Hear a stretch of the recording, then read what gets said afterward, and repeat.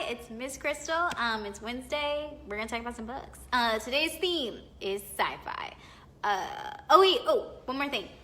This is my friend Buttercup Scotch, butter something. And he's a teddy bear that is always in the attic, and I just have him with me because I just like having him. So that's pretty much it. But we're gonna get into talking about books, and let's just get into it. The first ones are gonna be for my teen and YA readers, just so you know. Okay. Agnes at the End of the World. This one is about this girl, Agnes. Now she lives on this compound called Red Creek, and it has all the fashions of a typical cult. So it's got this guy, he calls himself the prophet. It's highly religious, it's highly restrictive society. She's been brainwashed, but she does really love her brother Ezekiel, and he has diabetes, and so she has to smuggle in his insulin once a month, even though they don't believe in drugs or anything at her compound, but she goes against it for her brother's sake. And also, if anybody knows any books where the cult leader is female, can you give me a shout out? Okay, anyway, next thing.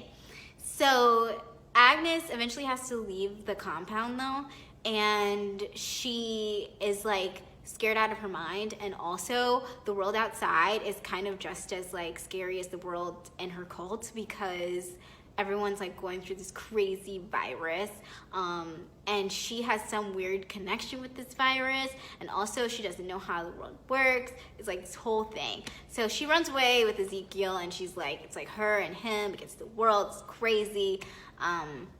Yeah, it's a lot of dystopia. If you like that stuff, get at it. Okay. Next thing, Goddess in the Machine. So Goddess in the Machine is about this girl, Andra. Andra was put into a cryogenic chamber because she was going to be a colonist for this new planet.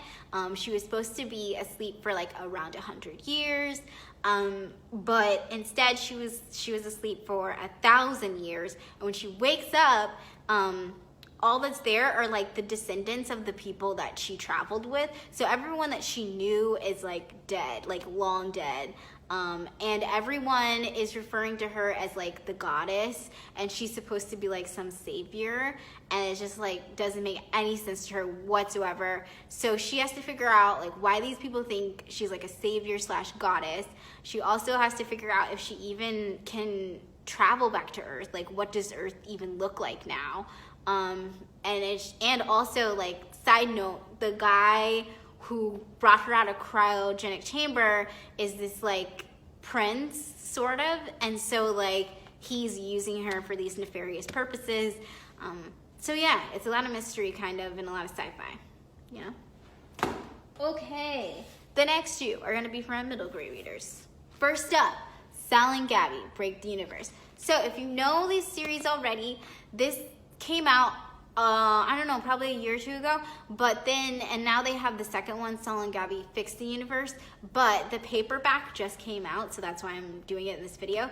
And Sal and Gabby Break the Universe is about, obviously, Sal and Gabby. Sal, he can manipulate time and space to conjure things.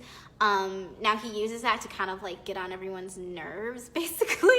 And so he conjured up a raw chicken and put it in Gabby's friend's locker, which is why he meets Gabby. And basically they connect and they become fast friends. Gabby figures out Sal's talent, and they continue to wreak havoc. Now the thing is that as they do more and more conjuring, they start to manipulate time and space to the point where it's breaking down, and now they have to fix the mess that they created. So that's basically what this series is about. I think it's only going to be a trilogy though. So the first two are out now. Plenty of time to catch up before the third one comes out. Okay. The last thing that I've got is Throwback. Throwback, the Chaos Loop. So Throwback is, the Chaos Loop is the second in a trilogy. The first in the series is just called Throwback, and it's about this kid, Corey. He is a throwback, which means that he can travel through time. He's usually in the past. He's fixing people's problems or his own problems, and he thinks of it as like a nice solution. But the thing is that in this book, he finds out that his powers are finite and he won't always be able to travel. And so he decides that, like, okay, if that's true, I'm gonna do the biggest thing possible, which is like stop Hitler from like ruining, you know, Germany. But the thing is that, like, if anyone has seen any like time travel shows, movies, books, anything, everyone is always trying to go back to Nazi Germany and fix it, and it never works. You know what I'm saying? But like, obviously he's a kid and he don't know that.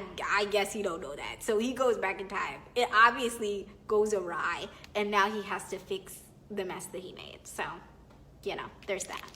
Okay, so that's it for me. Hopefully you guys check out some of these books. They're all really good.